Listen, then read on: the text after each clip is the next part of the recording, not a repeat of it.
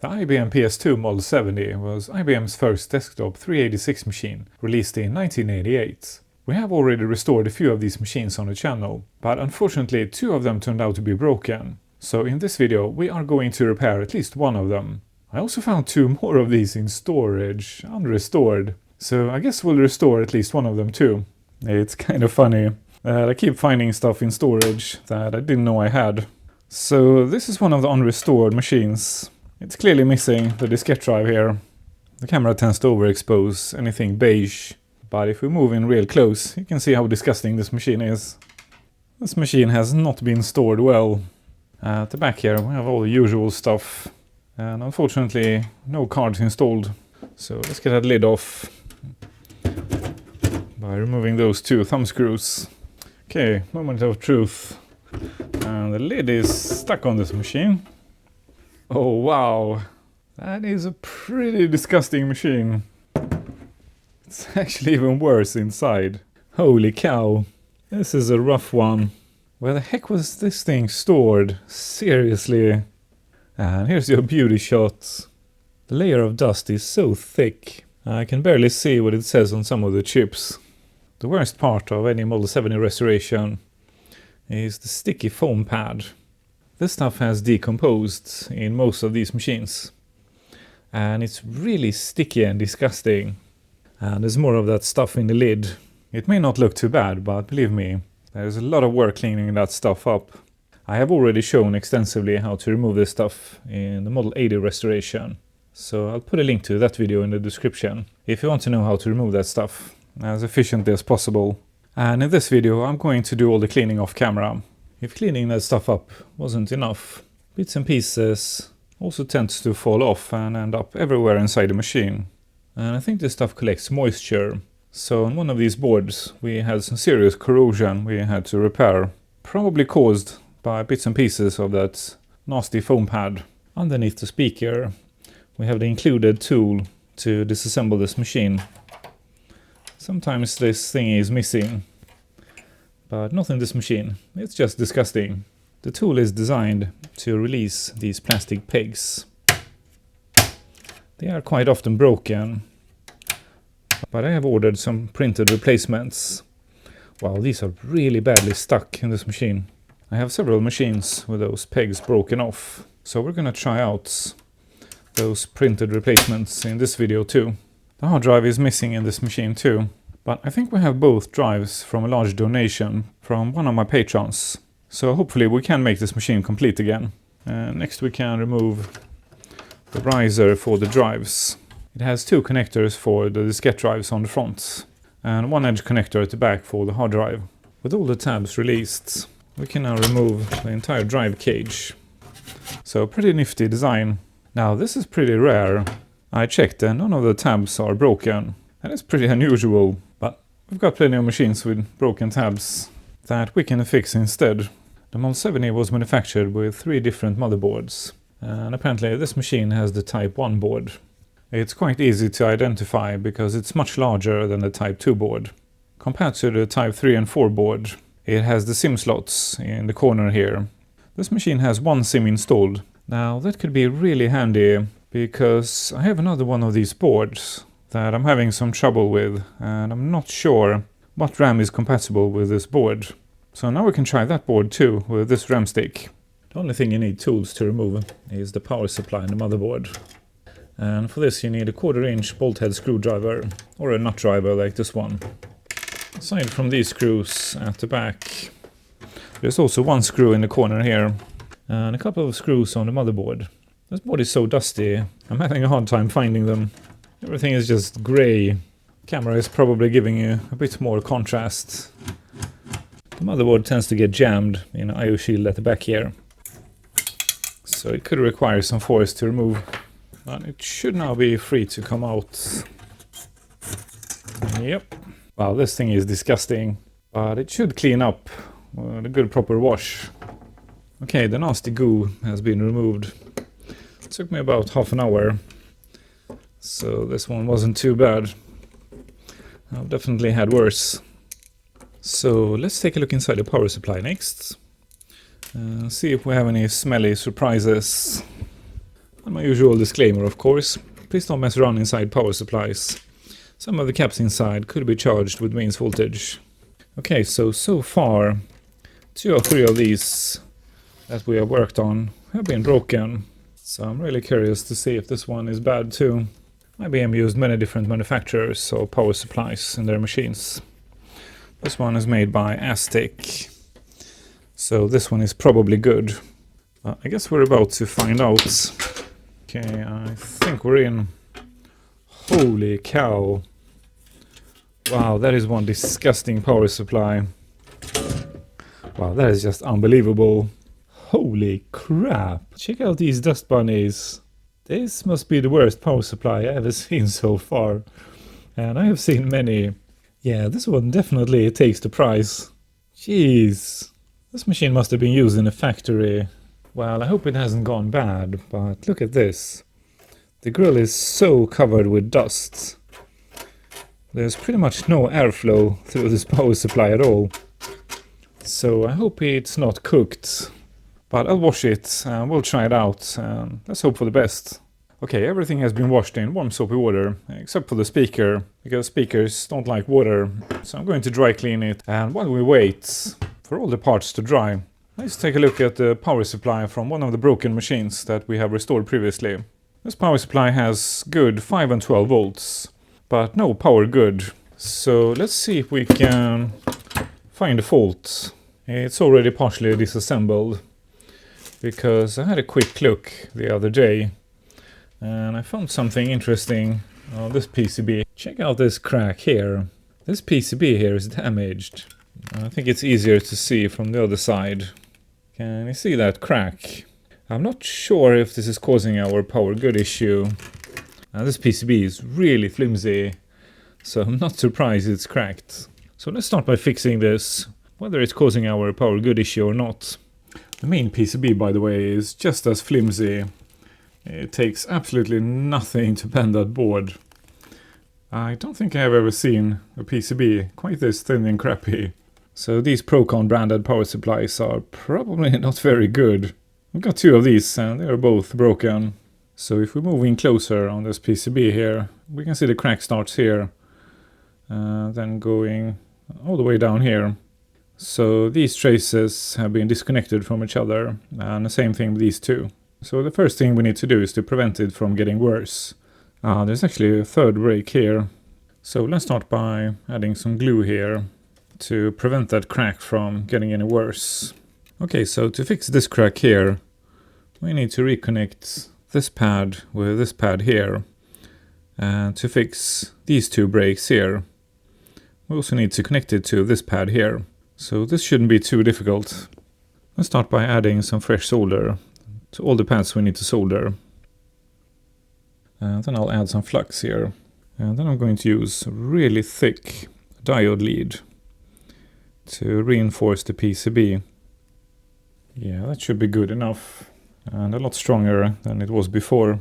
And this guy here sits across a couple of other traces. So I'm going to use a regular wire. Okay, I cut it to size and then strip this end too. That didn't go too well. Short bodge wire like this tends to get molten at both ends, even if you just heat one of the pads. Okay, let's clean that mess up and inspect. Okay, I think that's good enough. Doesn't look great with that glue, those solder blobs, but the important thing is that it fixes the issue. Yep, that pad is now reconnected, this pad too. And going through this wire here, it also fixes this crack here. So at least this fault here should be fixed now. The only thing between mains voltage on all these pads here and the metal chassis is this really flimsy paper shield. I rarely see parts this crappy in IBM stuff. So this is a pretty unusual exception. The PCB is then installed in 2 plastic rails, one on each side. The reason I have to do a partial reassembly here is because the ASC connector is not removable from the chassis. So I have to reconnect it. I'll turn the power switch on. Then I'll just reconnect both ground cables to these tabs here, like so. I installed the power switch proper. I don't want to short anything accidentally here. Then we have this crappy PCB here, and it's installed in these metal tabs here. And then it's locked down with one screw at this end here. Yeah, this is pretty bad design too. There's only a couple of millimeters between the solder joints on this PCB and the metal chassis. So if I flex the power supply, it actually moves quite a lot. So again, embarrassingly poorly designed power supply. I think we need to at least add some Kapton tape here, just in case. This should improve things, at least a tiny bit. The PCB is just installed with one screw, so I ended up installing it too. Okay, I checked the pinouts and we're ready for a test. And obviously, don't do what I do. We're gonna have some mains voltage present here. That being said, 3, 2, 1. And the fan spun up. Okay, so pin 2 is ground. Pin 1 is minus 12 volts. We've got minus 12.2. That's close enough. Pin 3 is plus 12 volts. We're getting 11.8. That's close enough too. Pin 15 is plus 5 volts. That is pretty spot on. And then we have the faulty power good, pin 50. Oh, and it's working now. So it was that crack. I'll be honest, I actually didn't expect it to fix this issue, because that PCB just had some LEDs and some mystery chips on it. But apparently those mystery chips were the power good circuitry. The third PCB up here, with a large connector, is installed with custom plastic clips. So let's install them next. Now we can put the lid back on.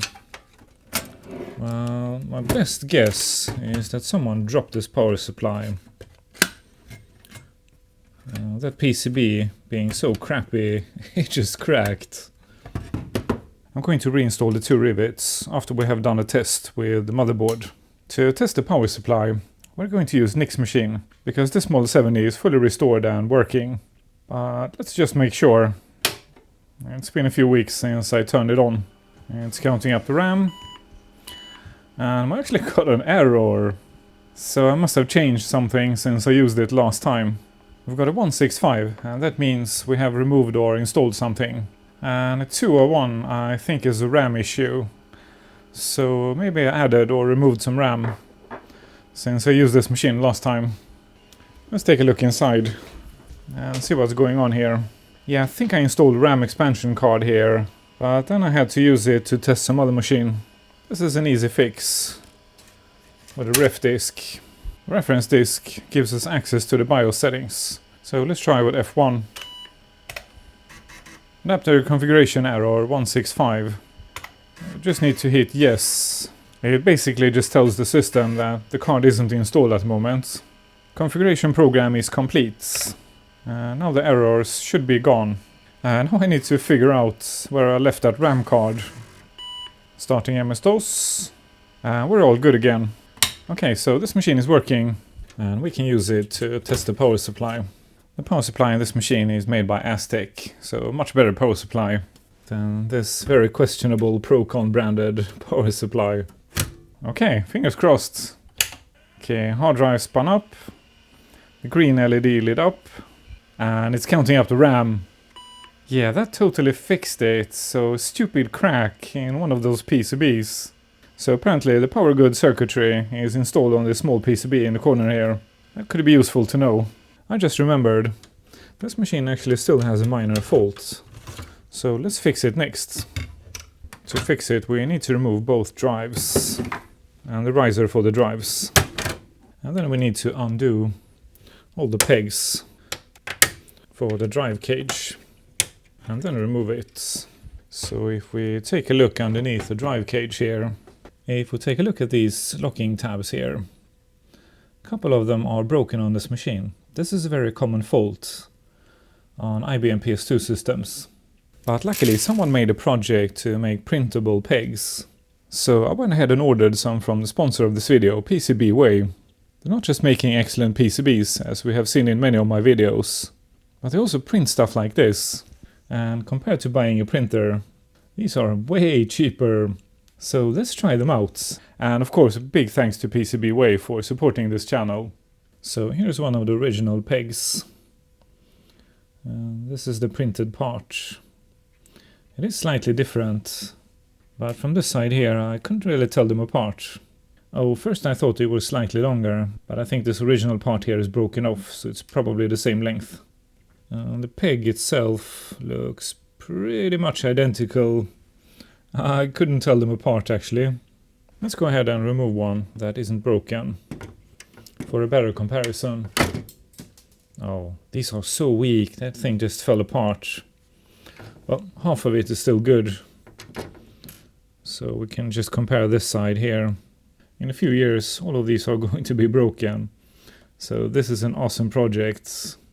I'll put a link in the description to where you can find these and print them, or order from PCBWay if you don't have a printer like me.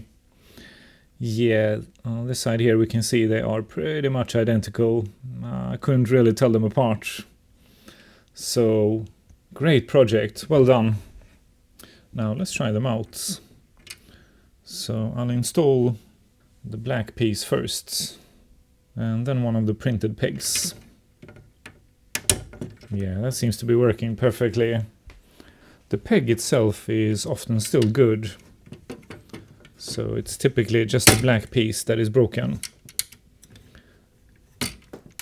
So you may only need to print this black piece here, and then reuse the original peg.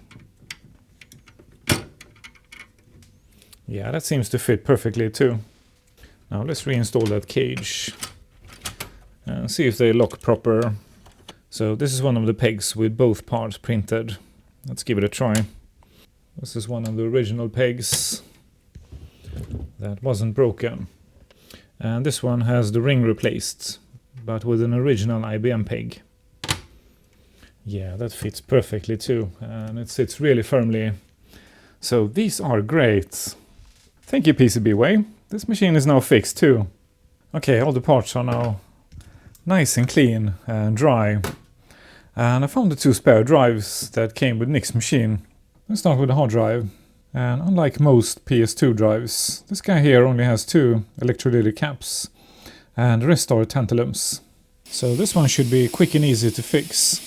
So the electrolyte inside these caps starts to leak and cause corrosion. You can clearly see some green spots on this pad here. These 2 caps are very common values in PS2 drives. 47 micro 16 volt and 100 micro 6 volt. I think we have found these in every IBM PS2 hard drive so far. This one is a bit stubborn. If we move in closer, you can clearly see the corrosion on the pads here. There is also some minor corrosion on this pin here, and these green spots here. And with some good old wick, this is an easy fix. Good flux is key here, but since the wick is abrasive, I'm being careful not to push with the tip when I move it around. If you push too hard, it will remove the solder mask. Well, I got most of it off, but not quite all. So let's just add some more flux and some fresh solder on the tip. This usually gets the job done. Yeah, I skipped ahead here, but this actually took a while. Now let's fix this leg here. I don't push or scrape with the tip. Just let the flux and heat do the job. And now we can remove the fresh solder. Yeah, look at those nice and shiny pads. This is much better. I was a bit too slow, so the flux has gone cold and sticky. So I'm going to use some heat to make it soft again. I know it's easy to remove again. With most of the flux gone, I use some IPA to remove the stickiness. It's kind of weird that they mix tantalums and electrolytic caps. I wish they had installed tantalums here too. That would have saved tons of these drives. I found some 100 microfarad 10 volt caps. That should be close enough. I'll add a tiny bit of solder on one of the pads, and then I'll add the fresh cap. And now we can solder the other side of the cap. This cap is quite close to this plastic connector here, so I'm just gonna have to be careful not to melt it. The only issue I have with recapping old PS2s is the smell, but otherwise this is a pretty beginner friendly fix. A drive like this doesn't take more than 20 minutes to fix. Okay, I replaced the other cap off camera, not to repeat myself. This board has already been washed, so we can go ahead and reconnect it to the drive. With one connector for the motor and a tiny flat flex for the heads. I'll put all the screws in and this drive should be ready for a test. Okay, next up we have the diskette drive. I have fixed so many of these Mitsubishi drives on the channel, so I think I'm going to go ahead and recap this drive off camera. But the process is pretty much identical. We've got two caps here and they are leaking, so they need to be replaced. The only thing I should mention here is that these caps look like they're bipolar caps, but they're not. Instead of having the marking on top here, it's on the side. Okay, it's done. And these are, by the way, 10 microfarad 16 volt caps, in case you're ordering parts for your Model 70. By the way, I didn't wash this drive. It actually came this clean. I am, however, going to grease the worm shaft and the rail on this side here. This drive came with what I think is the matching rail for a Model 70. Okay, let's take a look at the motherboard next. I did a partial edit of this video and noticed some liquid in this area here, but it hasn't caused any corrosion. So the only odd thing about this board is that it has a 16 MHz crystal, but a DX25 installed. A replaced CPU isn't very odd, but the thing is, my other Type 1 board also had a DX2 installed and a 16 MHz crystal. So two boards with a completely useless upgrade. Now that is odd. So now I wonder if they both came from the same seller. I've had this machine for ages, so I don't remember, unfortunately, when and where I bought this machine. Oh crap, I was just about to install the RAM when I noticed a fault. One of the pins in this SIMM slot here is bent. So crap, we've got a faulty SIMM slot. Well, let's see if we're lucky. See if I can bend that pin up. Well, actually that sort of worked. I was able to bend it up, but not all the way. Well, I think it's worth a try, because otherwise we're gonna have to replace that SIMM slot. No, the SIMM doesn't go in. Crap. I'll try some more. So I think someone has forced the RAM stick into this slot here. Oh, it actually went in now. That also raises another question. Is this the matching SIMM? If someone has replaced it, I can't be sure it's the correct SIMM for this machine. And these boards are really picky with RAM. Well, there's only one way to find out. So let's reassemble this machine and test it. Now check out this power supply. That is quite a bloody difference. It looks pretty much brand new. Also, unlike that crappy power supply, this power supply has a plastic sheet between the PCB and the case. And instead of that second PCB up here, everything is on the main board here. Nothing is bulging or leaking. And these guys here are not Refus, they are some other brand. Well, I'm an optimist, but in this case I actually left a few screws out. But hey, let's hope for the best. This drive is actually for an SX55, but that edge connector looks identical. So let's see if it will fit. Well, it does. Now, how about that drive rail? Yeah, sure enough, it is indeed for a Model 70. Let's reconnect the speaker too, in case it gives us any beep codes. Okay, time to find out if that SIMM slot is still good, and if that's a matching RAM stick, and if there's a good reason why there's a DX25 installed in this machine. Fingers crossed. Okay, the hard drive spun up. We've got a green LED. The fan and the power supply spun up. Oh, and it's counting the RAM. And we've got some errors for a bad battery. Okay, this is going way better than I expected. Well, in that case, I guess we should install the battery and see if that diskette drive works with the reference disk. Okay, let's try that again. Okay, we've got 2 megs of RAM. And the diskette drive is making some noises. This can be a bit slow to start, so I better be patient. Yes, the diskette drive works too. Awesome. Warning, the battery may need replacement. Well, we just did. So let's reboot the machine. and see if the error is gone. Okay, still a couple of errors. And I think 162 is time and date incorrect. Quick reference does not have a battery removal procedure. Have the system unit serviced. Well, we don't actually need a battery removal procedure, so that one was a bit odd. Let's run the automatic configuration. I'm skipping ahead here, of course, but this is done pretty quickly. Automatic configuration program complete. The hard drive sounds pretty good, but it spins up and down. So I'm not sure about this one. It may actually also not be compatible with this motherboard. Okay, we've still got some errors, and I think all of those are battery and clock errors. So do we have a bad connection here? Write fault error, writing device COM1. Never seen this one before. Okay, interesting, we've got something new. Reading virus table. Hang on a minute, is this thing running from the hard drive? Yeah, that hard drive is indeed working. And it has some antivirus software. Board cannot be found. That was a lot of information flying by. But hey, we've got a working hard drive. How cool is this? Let's list that directory. Well, this is obviously the virus check. And we've got the startup batch file here. But unfortunately, I don't see any fun games. Well, I guess I'll quickly just check these folders and see what's inside.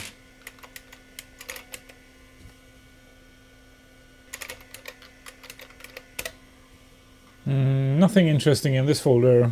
How about custom? No, that was empty. How about this one here? No, nothing interesting here, just some batch file. So, unfortunately, no fun games or apps. But hey, it works and it sounds really good. I was expecting tons of issues with this machine, but it just works. Awesome. And even that clogged up power supply wasn't cooked inside. Well, since this IBM just works, let's have some fun with it. I'll start by adding some fresh solder to all 4 pins of the crystal down in the corner here. And then I'll use the desoldering gun to remove the solder from all 4 pads. I don't think we need to add any extra heat, because very often the corners of a PCB doesn't require much heat. Perhaps I spoke too soon. That one didn't clear out. Same thing with this pad. But that one went okay, so I'll reapply some fresh solder to these 2 pins. And then I'll go ahead and remove it.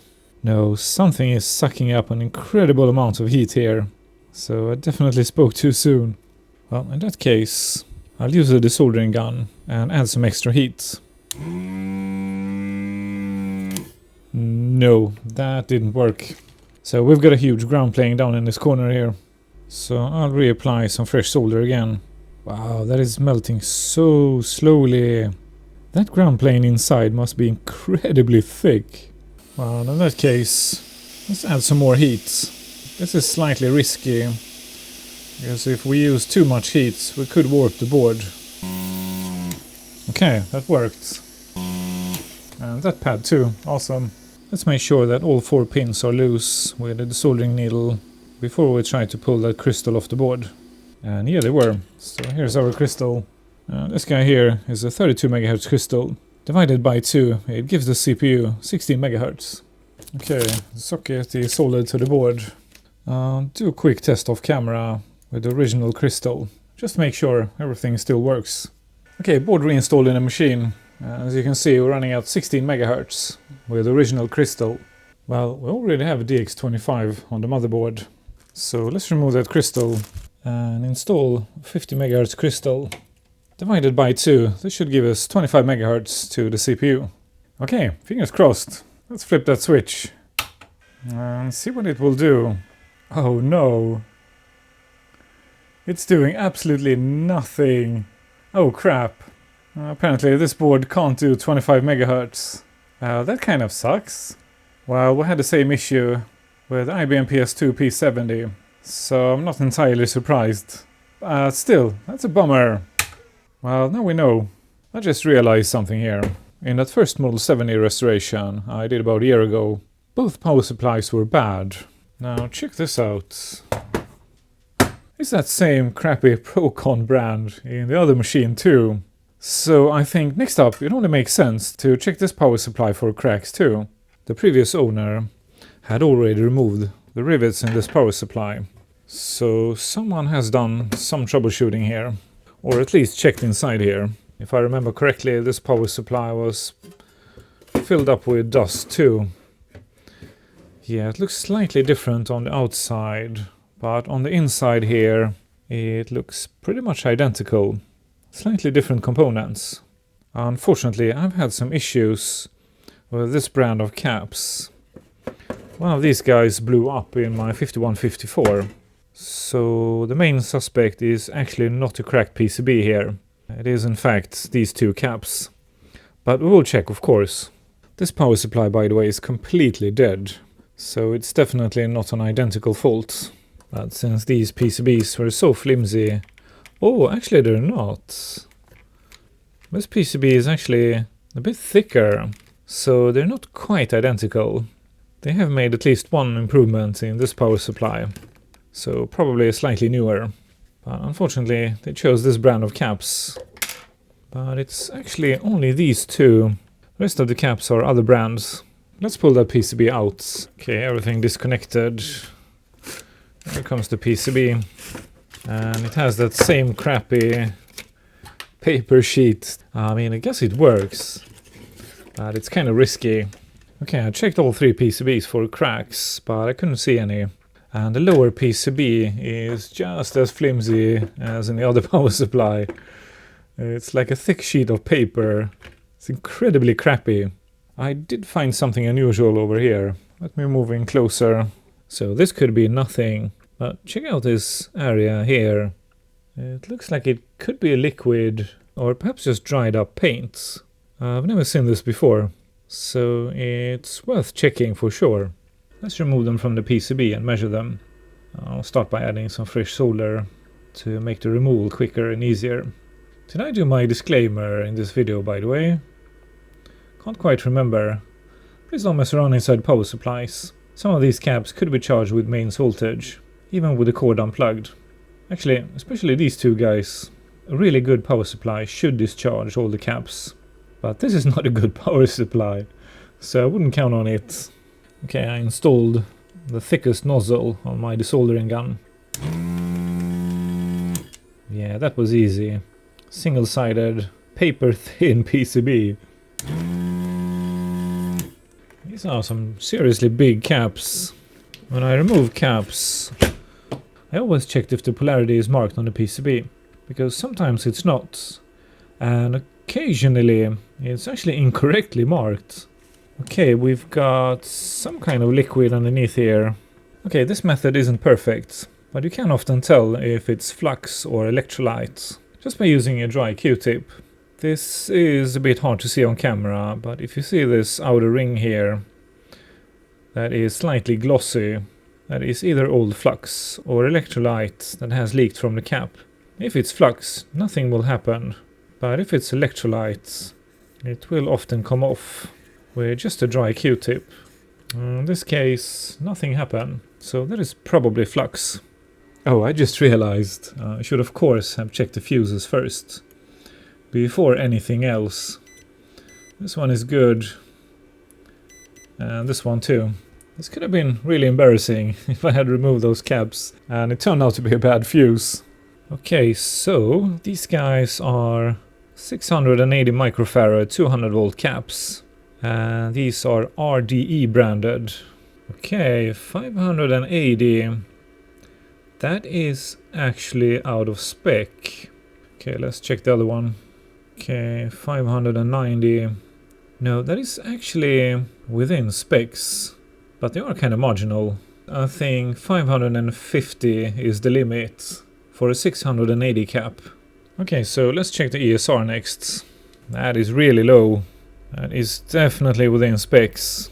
I think these caps were really good back in the day, but as anything, these caps go old too. Almost zero, so definitely within specs. Well, since they are marginal, and since I've had some issues with this brand of caps, let's go ahead and swap them with the caps in the other power supply. I've had caps before that measure good, and yet when I replaced them, I fixed the issue. So measuring caps like this isn't quite enough to tell if they are good or bad. Okay, these are Daewoo branded, same value as the other cap. They can be 20% off and still be within specs. So that's roughly 550. Now let's check and see what we get. We're getting 700. That is a lot closer to 680. So they are in better shape. Let's check the other one here. Almost 720. So this one is within specs too. ESR is a bit higher though, but still very low. Yeah, this one too. So these caps are good too. Okay, PCB back in the power supply with the Daewoo caps. Let's turn the power on. And again, don't do what I do. Put the stupid lid back on before you connect power. So we've got ground on pin 2 and pin 1 should be -12. No, we're getting nothing. Pin 3 should be +12 volts and we've got nothing. And pin 15 should be our 5-volt rail. Power good is pin 50. No, this power supply is completely dead. It's not doing anything. Well, I don't really have time to fix this power supply today. I thought I'd just check for cracks on the PCB. And here we are. So let's at least give this a try. I still have a couple of hours before I need to upload. So perhaps the most common fault with old IBM power supplies is a bad safety cap. Now unfortunately we don't know what brand it is in this machine because it's inside this plastic housing. I have desoldered all the pins. And if we look on this side here, this stupid thing has been filled with resin. So we can't really check either. Well, I guess we could, but it's definitely not worth the effort. And since we have 2 of these and the other one is working, I'm just gonna swap these. This board is so easy to work with. Being a single-sided board, there's hardly any copper on this PCB. Okay, I managed to remove the IC connector from the case, so it should be slightly easier to work on now. Let's turn that power on. Pin 2 to ground, and pin 1, still nothing. So it's not a safety cap. Okay, I did a visual inspection of the small PCB, and I found a tiny fault. This is not likely to cause our issue, but this solder joint is cracked. So let's just fix it.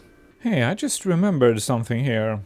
I think I read in some forum a very long time ago, I don't remember when or where, that the power switch is a common fault in IBM PS2 power supplies.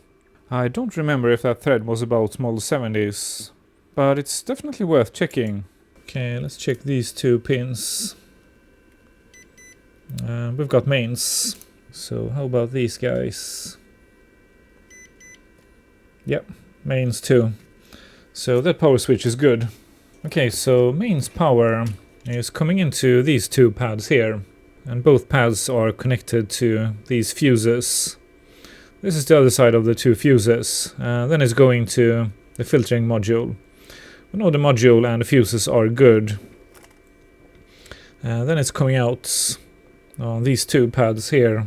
And from here, are actually connected with a wire going to the power switch. From the power switch, it's then connected to these 2 pads here.